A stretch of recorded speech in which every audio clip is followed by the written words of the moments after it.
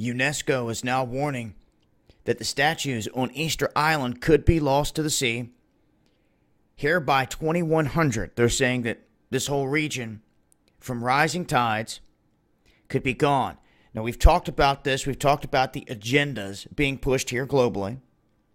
And we've talked about the natural cycle of this planet and all the information that is not being talked about by mainstream science.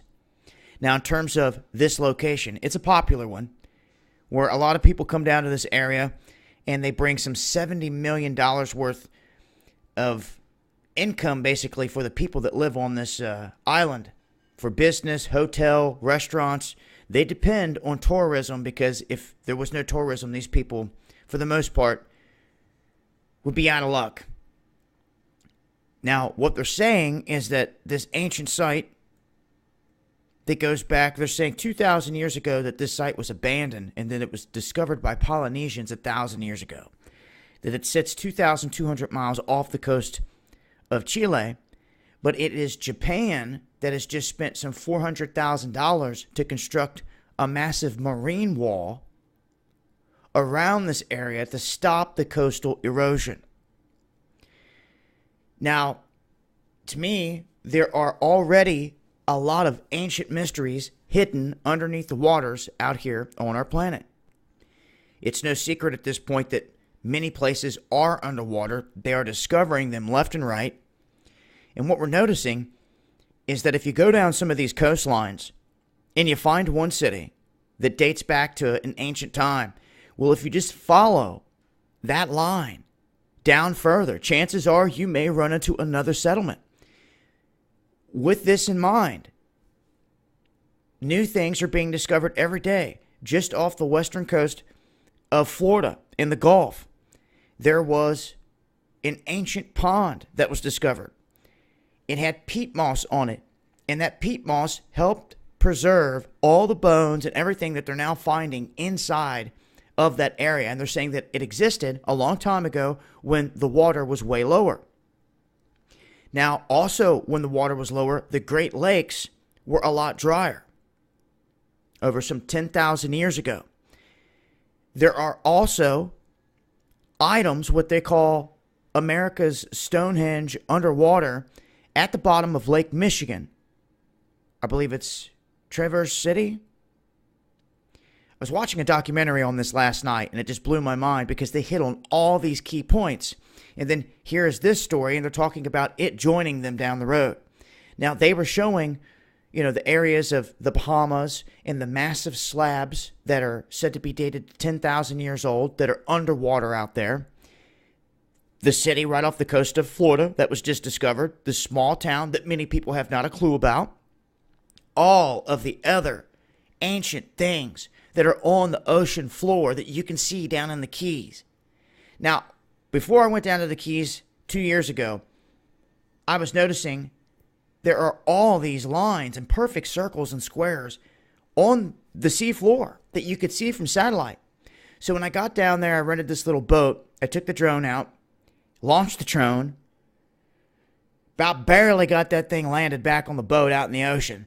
But when I got it up in the air, to my amazement, I was right above some of those markings. I would have never known just sitting there on the boat. I launched that drone up in the air, and it revealed to me that all around me are these markings. And it almost seemed like definitely somebody went out of their way to do this. And it had to have been in a time where the water levels were way lower. Perfect squares, perfect circles, perfect other geometric patterns raises a lot of questions.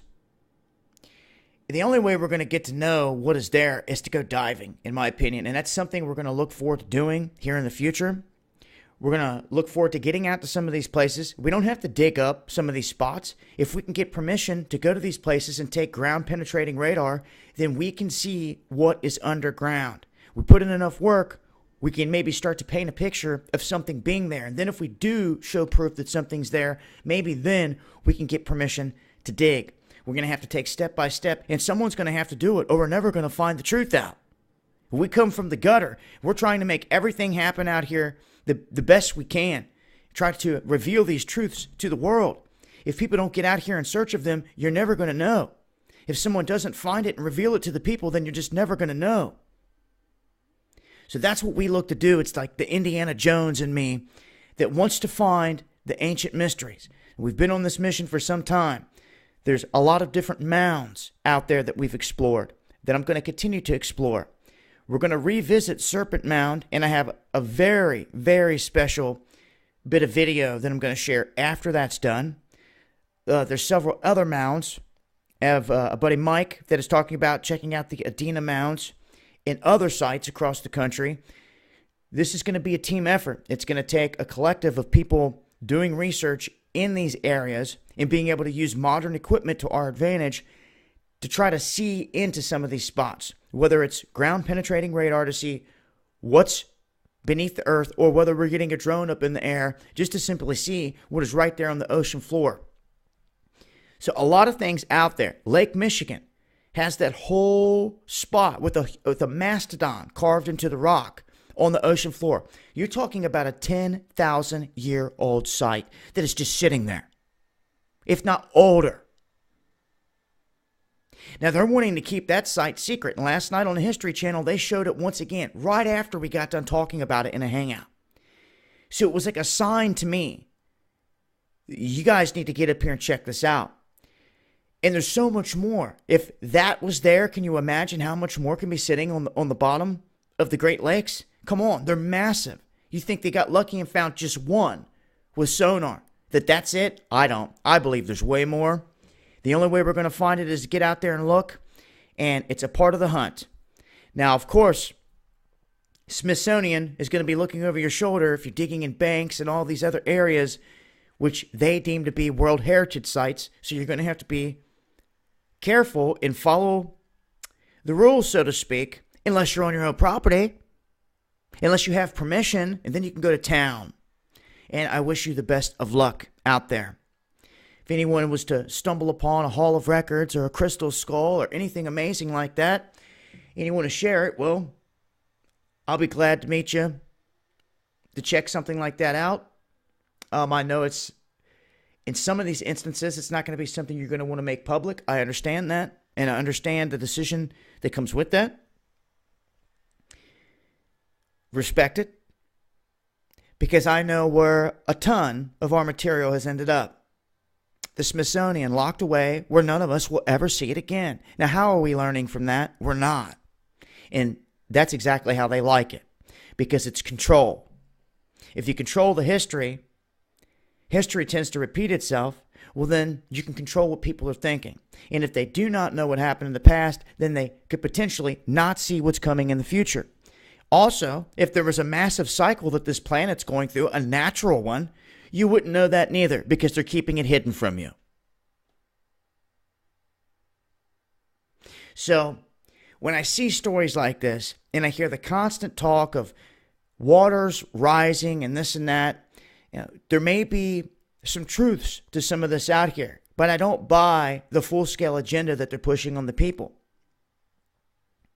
I feel like there is a natural cycle here to planet Earth that is being kept hidden, that's going to reveal itself in time to where they cannot keep it hidden any longer. And then all kinds of truths are going to come unraveled. And I tell you this much, somebody goes out and finds a Hall of Records, like is said to be beneath the Sphinx, which I believe they already discovered, which is said to be in the Yucatan Peninsula, which I would love to go down and explore. Once again, we're from the gutter, and we got to get a plan to get down here and do this while we can. And then the other is under the water in the Bahamas. These three areas where a Hall of Records are said to be. Well, if we want to know the truth, it looks like we need to get busy and get to work in uncovering this stuff. The weather's breaking. Time's ticking. Let's get it, folks.